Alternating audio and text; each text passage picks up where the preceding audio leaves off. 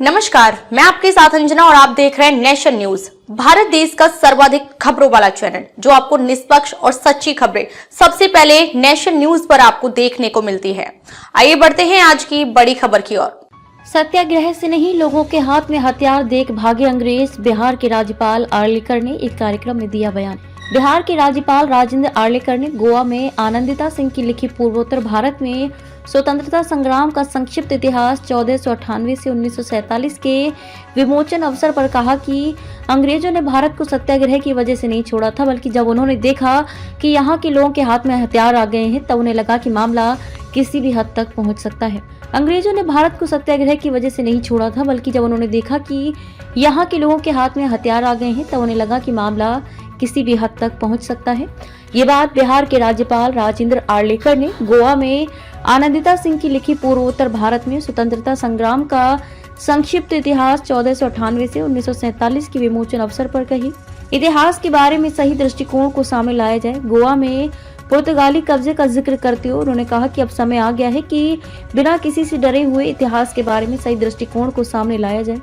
कांग्रेस सरकारों का नाम लिए बिना उन्होंने आरोप लगाया कि भारतीय ऐतिहासिक अनुसंधान परिषद ICHR ने एक मनगढ़ंत कथा गढ़ी कि आप गुलाम बनने के लिए ही पैदा हुए हैं, और तत्कालीन सरकार ने इस बात का समर्थन भी किया। उन्होंने आगे कहा कि जिन लोगों ने हम पर आक्रमण किया वो कभी भी हमारे नहीं हो सकते, इसलिए ये बहुत जरूरी है कि हम अपना दृष्टिकोण सामने लाएं। आक्रांताओं ने एक कहानी बनाने की कोशिश की है। भारतीय स्वतंत्रता संग्राम हथियारों के बिना नहीं हुआ। उन्होंने सत्याग्रह की वजह से भारत नहीं छोड़ा, बल्कि जब उन्होंने देखा कि हमारे हाथ में हथियार हैं और उन्हें महसूस हुआ कि हम किसी भी हद तक जा सकते हैं, तब उन्होंने देश छोड़ने का फैसला किया।